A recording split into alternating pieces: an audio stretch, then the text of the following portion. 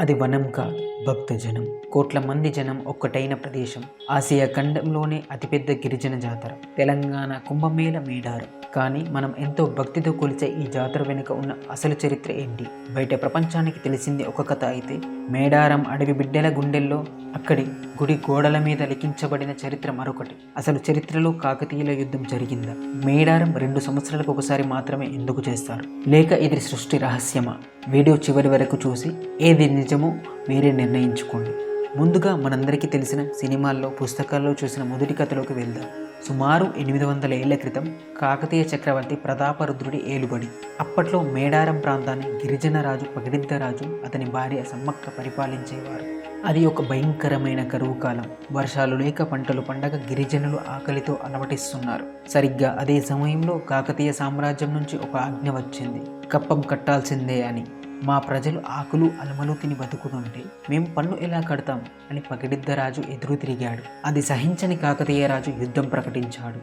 ఆ అసమాన యుద్ధ పోరులో పగిడిద్దరాజు, గోవిందరాజులు వెన్నుపోటుతో వీరమరణం పొందారు. శత్రువుల చేతిలో చిక్కకూడదని వారి కుమారుడు జంపన్న సంపెంగ వాగులో దూకి ప్రాణత్యాగం చేశాడు. అందుకే నేటికి అది జంపన్న వాగుగా పిలువబడుతుంది. భర్త, బిడ్డల మరణ వార్త విన్న సమ్మక్క ఉగ్ర రూపం దాల్చి యుద్ధ రంగంలోకి దూకింది. కాకతీయ సైన్యాన్ని గడగడలాడించింది. కానీ చివరకు శత్రువుల దొంగ దెబ్బకు గాయపడి రక్తపు దారులతో చిలకల గుట్ట వైపు వెళ్ళి అదృశ్యమైంది. వెతకగా అక్కడ ఒక కుంకుమబరిణి రూపంలో అమ్మవారు దర్శనమిచ్చారు. ఇది మనకు తెలిసిన కథ. కానీ మేడారం ఆలయ పెద్దలు, అక్కడి గిరిజన సంప్రదాయాల ప్రకారం కాకతీయ చరిత్రలో ఎక్కడా కూడా సమ్మక్క యుద్ధం జరిగినట్లు ఆధారాలు లేవు. మరి వారు చెబుతున్న అసలు సిసలైన రెండో కథ ఏంటో చూద్దాం. గిరిజనుల పురాణాల ప్రకారం మేడారం అడవుల్లో వెదురు పొదల మధ్య పులుల కాపల్లో ఒక కాంతి వలయం మధ్యలో ఒక చిన్న పాప దొరికింది. ఆ పాపే సమ్మక్క తల్లి. ఆ పాపను గిరిజన రాజులు తెచ్చుకొని పెంచుకున్నారు. ఆమె నడిచిన నేల సస్యశ్యామలమైంది. ఆమె సామాన్య మనిషి కాదు, ఒక దైవిక శక్తి అని గుర్తించిన గిరిజనులు ఆమెను ఆరాధించడం మొదలుపెట్టారు. సమ్మక్క ఒక శక్తి స్వరూపిణి.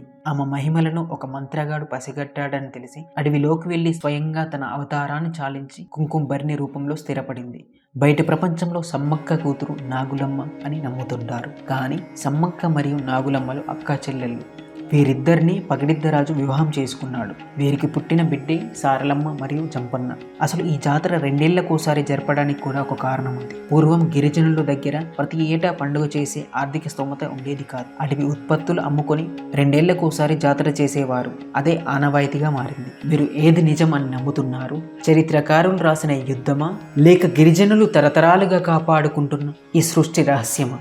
మీ అభిప్రాయాన్ని కామెంట్ చేయండి.